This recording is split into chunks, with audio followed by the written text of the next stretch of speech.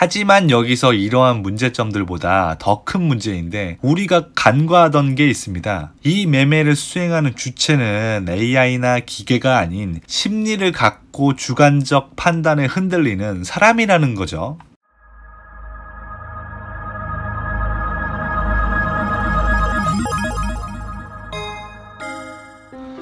안녕하세요, 소설가 DC입니다.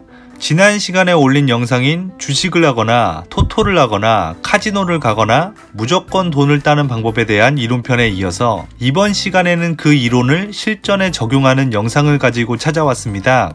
제가 주장하는 무조건 돈을 따는 방법에 대해서 자세히 알고 싶은 분은 본 영상을 잠깐 스탑하시고 오른쪽 상단부의 영상을 보신 후에 다시 본 영상을 봐주시면 감사하겠습니다. 이 투자 방법을 지금부터는 좀 쉽게 부르기 위해서 2배 베팅 투자 방식이라고 부르겠습니다. 간단하게만 설명드리면 승부를 할 때 이전에 경기를 진다고 해도 그 다음 판에 판돈을 계속적으로 2배로 거는 전략을 쓰는 거죠. 매판 경기가 독립적인 사건이기 때문에 비기는 것을 경우의 수에서 제외하면 이기고 지는 확률은 매판 50%가 됩니다. 앞에서 계속 지더라도 어떻게든 한 판의 경기를 이기게 되면 2배 베팅 전략으로 이전까지의 손실을 만회하고도 수입이 생기게 되는 그런 구조죠. 그 수입이 생기는 순간 저는 바로 게임을 그만둠으로써 매 승부 때마다 수익이 날 수밖에 없도록 상황을 만드는 것이 이 투자 방식의 주요 골자였죠. 어때요? 살짝만 들어봐도 와, 이건 대박 전략인데? 이렇게 감이 오시나요? 자, 이제 한번 실전에 들어가 보도록 하겠습니다. 자세하게 썰을 풀기 전 결과부터 말씀드리는 것이 좋을 것 같아서 결과부터 말씀드리겠습니다. 자, 그럼 같이 한번 보시죠. 우선 매매했던 종목들의 결과들을 쭉 한번 보여드릴게요. 기간으로 실현 손익을 보여드리는 게 저도 편하고 보시는 분들도 편한데 중간중간에 엄청난 이벤트가 있었던 종목들이 있어서 실현 손익 계산 시 정확한 값이 안 나오는 관계로 보여드리기는 어려울 것 같고요. 빅 이벤트가 있었던 종목들은 본 영상에서 말씀드리는 무조건 돈을 번다고 주장하고 있는 이 2배 베팅 매매 전략으로 했던 종목이 아니기 때문에 보여드리기가 좀 애매한 부분이 있는데요. 사실 제가 현재 돈을 벌기 위한 여러가지 투자 방법을 고민하고 개발하는 중인데요. 본 영상의 판돈 2배 전략도 그렇게 개발 중인 방법 중에 하나인 거죠. 다른 매매 방법으로 투자한 종목과 내용도 별도의 영상으로 다시 다룰 예정이라서 본 영상에서는 모자이크 처리를 좀 하도록 하겠습니다. 어쨌거나 이게 쭉 매매 종목들 결과를 보시니까 어떻습니까? 얼핏 봐도 빨간색보다 파란색이 많죠?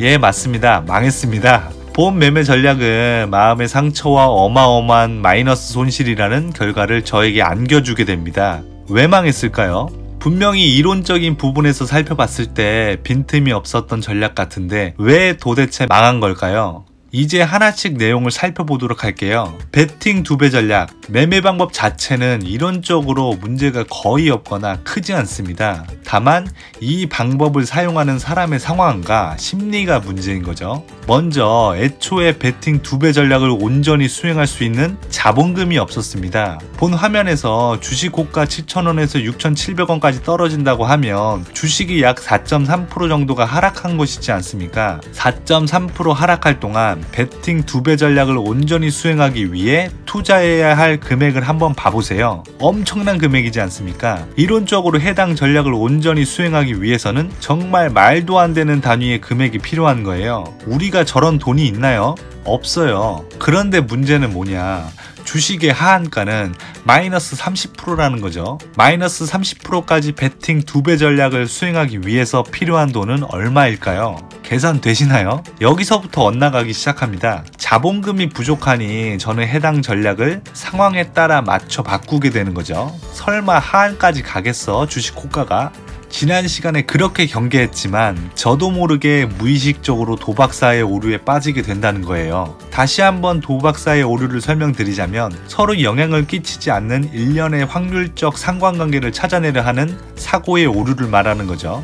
주가가 상승하고 하락하는 순간순간을 이전 영상에서 예를 들은 대로 가위바위보 매 경기라고 본다면 주가가 계속 하락한다는 것은 가위바위보 경기를 연이어서 계속 지고 있다고 생각하는 거죠. 그러면 지금까지 계속 졌으니 한 판은 이길 것이다, 이제 이길 때가 됐다 라는 착각에 사로잡히는, 즉 앞의 사건들이 뒤 사건에 영향을 미칠 것이라고 판단하는 거죠. 문제가 뭐냐면 실제로는 이기고 지는 것이 매 판마다 50% 확률이므로 앞에서 10판을 졌어도 이번 판을 또 질 수 있다는 거예요. 50% 확률이니까. 하지만 현실은 이제 합리화를 시도하는 거죠. 내가 가진 자본금이 얼마 없으니 하한, 즉 마이너스 30%까지 2배 베팅 금액을 매수 걸어놓을 수는 없다. 분봉 보고 차트가 눌리는 포인트 또는 그 조금 더 밑에까지 걸어놓으면 반발 매수세에 다시 주가는 오를 것이다. 맞아요, 오를 수도 있어요. 문제는 떨어질 수도 있다는 게 문제고, 우리가 심각한 상황이 되는 대부분의 경우가 바로 이렇게 떨어질 때입니다. 이제 더 떨어지게 되면 평단을 낮출 수 있는 자본금이 없기 때문에 마이너스에서 다시 플러스가 돼주면 좋겠지만 그게 아니라 더더욱 주가가 떨어져서 마이너스 손실이 더 커지면 이제 우리가 할 수 있는 것이라고는 주가가 올라주기만을 간절히 바랄 수밖에 없는 기도매매법밖에는 없다는 거예요.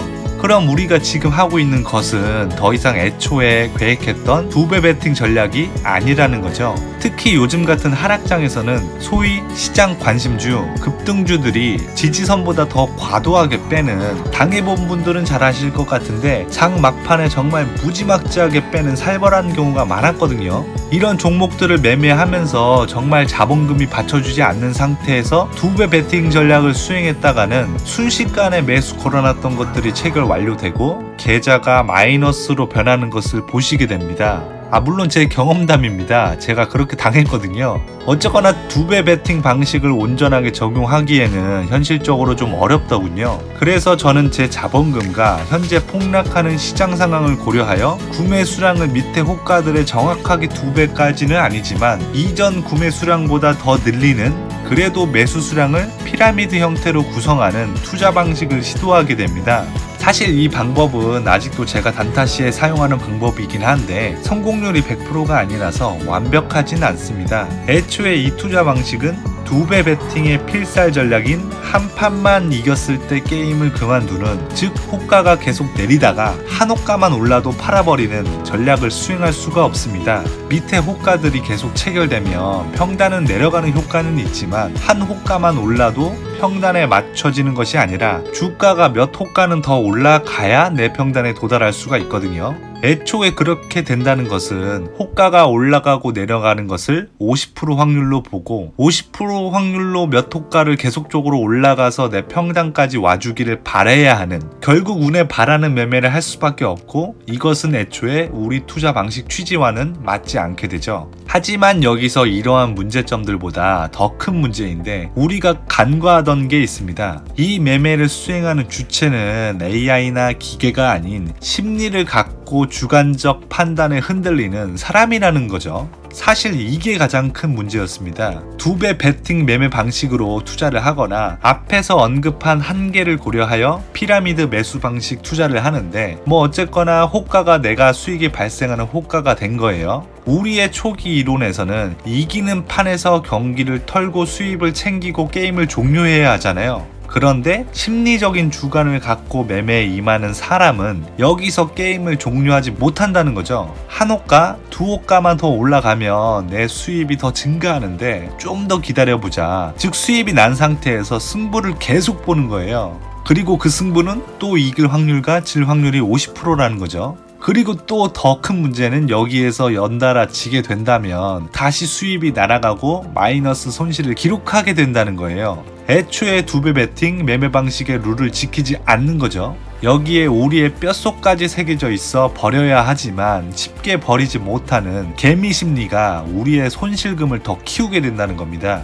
2배 베팅 매수를 걸어놨는데 호가는 더 밑으로 치고 내려가서 내 자본금이 전량 매수 체결된 거예요. 그럼 뒤도 돌아보지 말고 손절하고 나와야 됩니다. 왜냐면 내려갈 확률이 50%로 분명히 내려갈 수 있는 상황 속에서 평단을 낮출 수 있는 자본은 없기 때문이죠. 마이너스 손실이 더 커질 수 있는 상황인 거고, 리스크가 있는 상태라면 원래 계획했던 투자 방법의 취지와 맞지 않기 때문이죠. 하지만 이 상황에서 우리는 못 팔아요. 버티고 또 버텨보는 거죠. 오를 수도 있을 것이라는 신락 같은 희망으로. 그렇게 버티다가 손실이 커지게 되면 그제서야 손절이 나갑니다. 이득이 조금 생기면 이득이 없어질까봐 몇 프로만의 이득을 챙기고, 손절할 타이밍에서는 손절을 못하고 계속 들고 있어서 손실 규모를 키우다가 막판에 손절하는 그 개미 심리, 우리 모두 경험해 보셨잖아요. 어쨌거나 이렇게 큰 금액의 손절을 하고 난 바로 직후, 이때가 매우 중요합니다. 우리를 주식시장에서 실패하게 만드는 가장 결정적인 순간이거든요. 우리는 이 순간에 본전 생각으로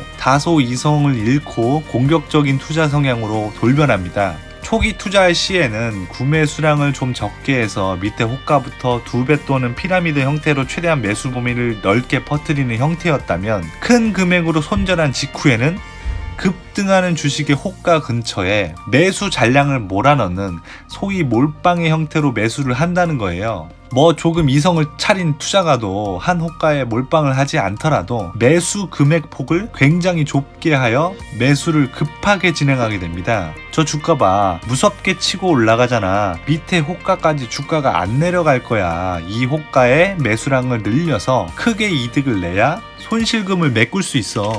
이전에 손실을 봤기 때문에 본전 생각에 이렇게 평정심을 잃고 뇌동매매를 하게 된다는 거예요. 앞에 여러가지 이 투자 방식의 한계를 말씀드렸지만, 이게 손실을 키우는 가장 큰 사유입니다. 소위 멘탈이 나가는 상황이 되면 매매의 기준을 그때그때 즉흥적으로 바꾸고 주관적으로 매매를 하게 되면서 정말 그때는 손실금이 몇 배에서 몇십 배로 커지게 되는 거죠. 사실 이건 이 영상에서 말씀드린 투자 방식으로 할 때에만 적용되는 문제는 아니고, 주식을 하면서 할 수 있는 모든 매매 방식에 적용되는 말이며, 주식을 넘어서 모든 투자 방법에도 적용됩니다. 저 또한 사람이기 때문에 이런 실수를 항상 반복하고 있고, 정신을 차리는 순간 계좌를 돌이켜보면 정말 엄청난 손실을 기록하고 있다는 것을 깨닫게 되죠. 정신 차린 그 순간이라도 손절하고 나오면 성공하는 겁니다. 자신 또는 타 전문가들이 세운 수많은 매매 지표들이 손절하고 나오라고 얘기하는데도 그런 소리들을 모두 무시한 채 도박사의 오류에 빠져서 자신의 오판을 인정하려 들지 않는 경우가 많아요. 심지어 그 상황에서 주가가 추가로 더 내려간다고 한다면 자신의 판단이 틀린 거지 않습니까? 그럼에도 자기가 틀린 게 아니라 다른 돌발 변수 때문에 틀렸다라고 합리화 들면서 오판을 고집하게 된다면 정말 더욱더 깊은 나락으로 떨어지게 되는 거죠. 그때는 회복이 안 돼요. 결론은 탐욕적, 즉흥적, 주관적인 판단을 배제하고 객관적인 지표 등을 통해 검증된 투자 기준을 철저하게 준수해야 한다는 겁니다. 주가가 하락하는 등 여러가지 결과 지표로 인해 그 투자 기준이 문제가 있다라고 객관적으로 판단이 되었다면 자신의 미스를 인정하고 계속적으로 투자 기준을 개선해 나가야 이 주식판 또는 그 어떤 투자판에서든 살아남을 수가 있다는 겁니다. 말하다 보니까 약간 꼰대 스타일로 얘기하긴 했는데, 뭐 형님 누님들도 저와 같은 실수를 반복하면 안 되지 않겠습니까? 뭐 여튼간에 이론적으로 살펴봤을 때는 정말 엄청난 투자 방법이라고 생각했던 이 투자 방식도 여러가지 한계가 있다는 것을 발견하면서 현재는 잠정적으로 사용을 중지한 상태입니다. 이 문제를 발견하기까지 상당히 큰 수업료를 지불하긴 했네요. 내 돈. 앞에서도 말씀드렸지만 지금 현재 저는 여러가지 투자 방식, 기준을 고민하고 개발 중에 있습니다. 금일 영상에서 말씀드렸던 투자 방법도 장점은 분명히 있기 때문에 그 부분이라도 차용해서 다른 투자 방식과 결합하거나 아니면 이 방법 자체를 좀 더 업그레이드 시킬 수 있는 방법이 있을지 좀 더 고민해봐야겠네요. 뭐 좀 더 고민해보고 좋은 방식이 있다고 한다면 여러분들께 소개시켜 드리도록 하겠습니다. 물론 그 방법을 찾기까지 저의 계좌가 버틸 수 있을지는 잘 모르겠지만요. 오늘은 여기까지 하겠습니다. 지금까지 영상 시청해 주셔서 감사합니다. 좋아요 및 구독 버튼 한 번만 좀 클릭해 주시면 정말 진심으로 영상을 만드는데 큰 힘이 될 것 같습니다. 다음 시간에 봬요. 감사합니다.